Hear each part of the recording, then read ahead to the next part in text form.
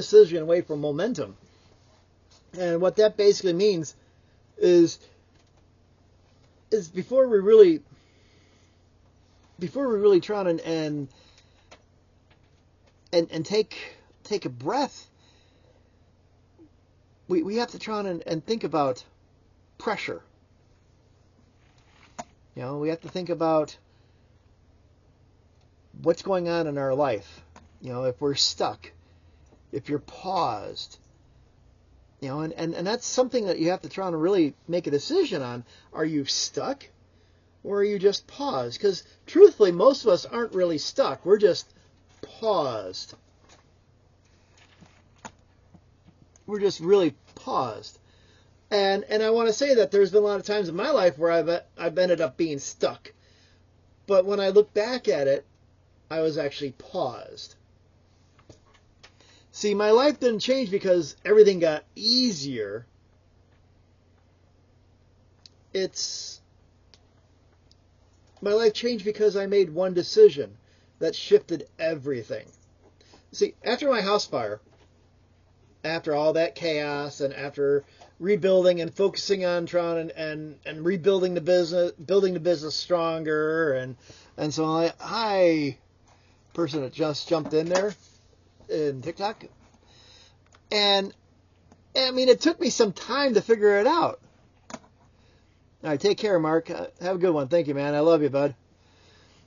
It took me some time to figure it out, but it didn't take it didn't take 10 decisions to say that.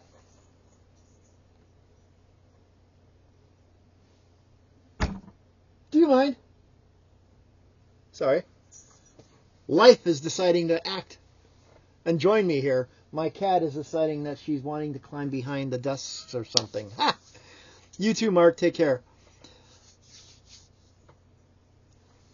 Long story short, I lost my train of thought on that, and we're going to keep going. After my house fire, I focused entirely on building my business. You see, I bought my house and my woods as a dream. I had always wanted a house in the woods. I wanted a campground, so I bought that as my dream home. And after buying it, I realized I didn't want to keep driving to Chicago to work for a railroad anymore. Especially after selling all my other businesses in Chicago and moving to Indiana. I wanted an easier life. And so that's why I ended up buying a computer store. Or actually, it was an office supply store. Barely made $20,000 a year. And I figured, well, you know what? This gives me opportunity. I bought a small office supply store in the middle of nowhere town, Indiana. And I can build it up. And what happened the very first Christmas there, the house burns down.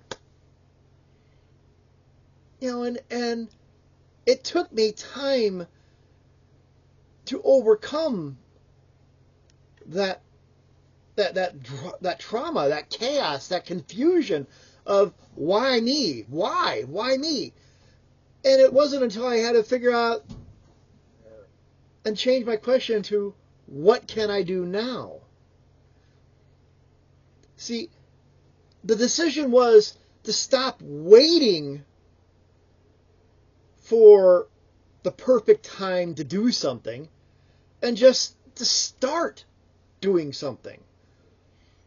So after the house fire, I went into massive depression. I'll admit, I contemplated suicide. I don't know how many times I thought about just taking a car and driving right into the bridge on the way home from the railroad, or how many times I thought about overtaking all the cough syrup that I was, on the way home from the railroad. But I didn't. Because I knew that somebody out there, sooner or later, is going to need something. I felt there was a purpose in my life. And I decided that, hey, I have to focus on something. So I rebuilt my dreams. I changed my dreams. I changed, and I focused. I started working on I started working on my dreams. I made a list. course, this isn't the original book, but I made a list of dreams. I wrote them down. I started writing them down on things I wanted to accomplish again. That's how I withstood my storms. By writing my dreams down. I realized that, you know what, life isn't over because I've got so many things I wanted to get done. So many things I wanted to do. So many things I wanted to see. And so I started writing them down. Because if you don't know where you're going to go, how are you going to get there? And some of you are one decision away from healing whatever problems or challenges of life has thrown at you. Because life doesn't care. It doesn't ask for permission. It comes in hard. It comes in strong. It comes in raw. It doesn't knock gently on a door. It just bangs the door down, comes in and says, hey, here I am, adapt or die. And that's the thing, is what doesn't kill us makes us stronger. You know, so many people out there are suffering from cancer or other diseases. And a lot of them overcome it because they change their mindset that they're not going to let cancer win. They focus on finding doctors to help them. They change their lifestyle. They change their eating habits. They change their workout habits. They change a lot of things. They change their mindset. And like I said, some of you are one decision away from healing. Some of you are one decision away from discipline. Some of you out there are wanting to lose weight. I'm trying to lose weight. All right? I was at 390 pounds. But you know what? 30 years ago, I was over 500 pounds. 30 years ago. I had a surgery. I lost quite a few hundred pounds. I started... Will you stop, for the love of God, Cat? Come on, be nice. Sorry, people. I'm sorry. But I have no clue why she's... I'm going to have to lock the door from now on. That's all there is to it. How many out there have cats? Cat lovers? Lovers unite, right? They're almost better than kids. They're actually more funny at times. Anybody ever do the tape thing? You know, tape on one paw, tape on the back paw. Nah. Anyways, losing weight is a discipline issue. I made a goal of trying being below 350 this year, or by the end of the year. Hey, I made it. Actually, 3 of my 4 goals I had for last year I accomplished. Talking in front of 100 people. Yep, did that too. I'm excited about that. One of my goals for this year here is, well, I've got like 8 of them. I'm not going to share them now. Tonight's a learning night. But the point is, though, is in order to accomplish those goals, you have to have a discipline. And discipline is just one decision away. And some of you are one decision away from leaving something that's draining you. Something, an energy vampire. Something that might be sucking the life right out of you, whether it's a job, a relationship, financial issues, financial commitments. It could be actual physical items that you have in your house. You know, I got a stack of papers over here. That's what the cat was playing with, a stack of papers. All right? Because we all know what type of season's coming up, don't we? Yes, the government wants their tithe. Actually, it's more like 20, 30%. But, yeah, so there's a stack of papers over here that I have to do for the government. Oh, boy. Who here loves taxes, huh? Taxation without representation. But some of you are just one decision away from starting what God's already told you to do. You know, the other night, all right, this is kind of cool, and I don't want to get all Christian-y on you and stuff like that, but, you know, whatever God you may believe in, all right, Point is we can all agree that something made the universe, and there are stars out there that have a purpose, and each star was placed there or put there by some purpose. And if there is something out there that made those stars as a purpose, what did they have planned for you? What kind of purpose, what kind of destiny do they have for you? And you're just one decision away from pulling those dreams and those ideas out of your head. So you are one decision away from becoming the version of yourself that you keep imagining. And you know, oh yes, you know, because you can't lie to yourself. You can lie to your friends, you can lie to your family, you can lie to your boss, you can lie to the cat. But you can't lie to yourself. You know exactly what decision I'm talking about. Now, I want you to try and tell yourself in your head, I'm closer than I think. Because this is what connects us. We don't wait for motivation. We create momentum. We don't need the whole staircase. Thanks, Nathan. We just need courage. We just need courage for the first 5 minutes. And then once you get the courage, you get the confidence. And then once you get the confidence, you get the clarity. See, you got the framework right there. Courage, confidence, clarity. Once you get the courage to stand up and start, you get to build your confidence to get going and keep going.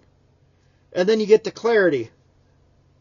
You get the clarity on why you did it. And momentum, it's not magic. It's not magic. It's movement. And movement starts with that one decision. Just a decision. Just one little decision.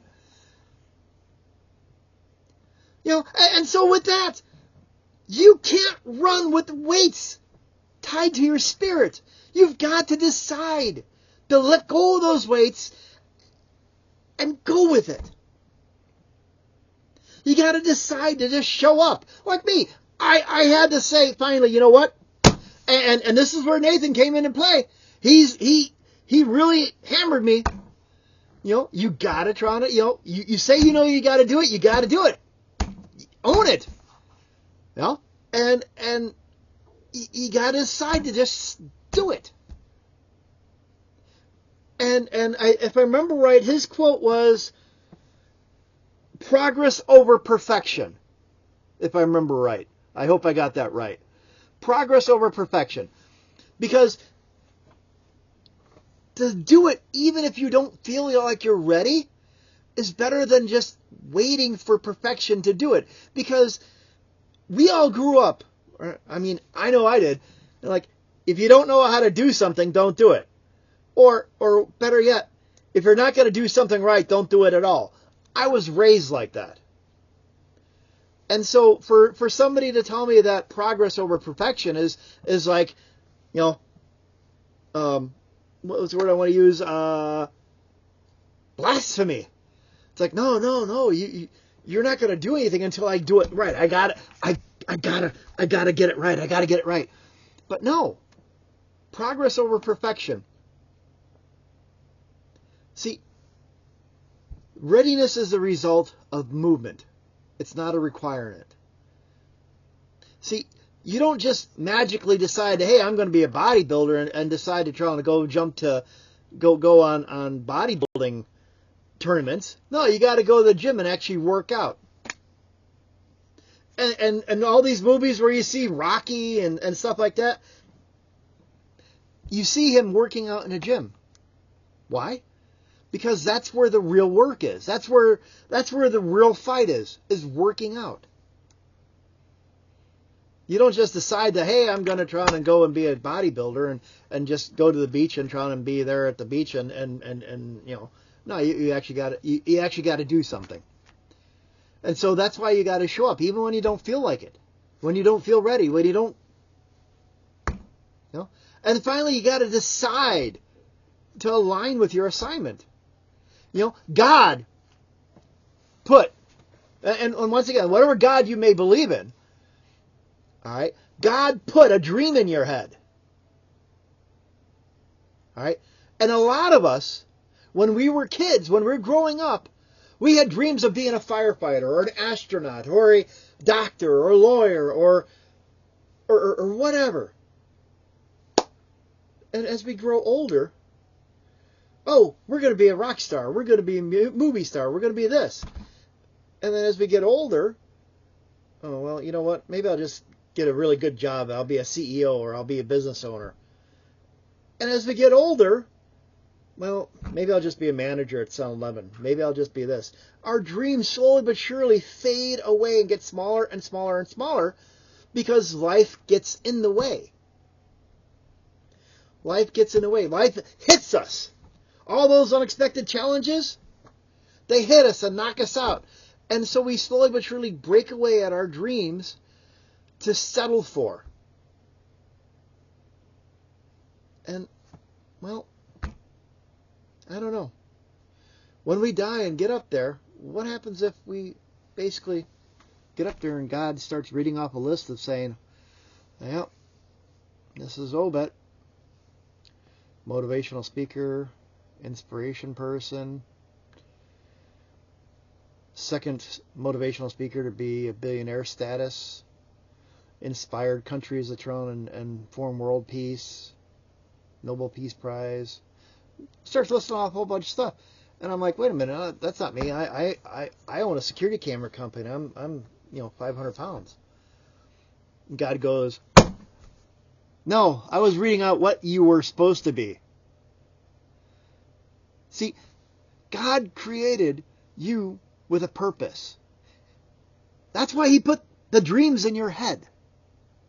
So that you can grow into them. See, He's not going to give you a dream of who you can be and expect you to try to just magically be it. I'm sorry. It's not going to happen. You have to grow into it. You don't decide you're going to be a lawyer and just show up and walk into court and say, hey, I'm a lawyer. Who needs whatever? No, you don't do that. You actually go to some sort of class. You actually go to some sort of school. You actually get tested. You get certified. You get all sorts of stuff like that. So He created you with a purpose. You got to pull that dream out. And you got to focus on it. So remember what I said earlier about not being stuck. You're just paused. And pauses end with decisions. So here's your challenge. All right? Here's your challenge.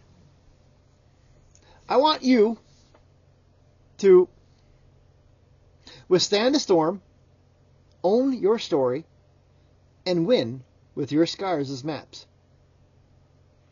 All right?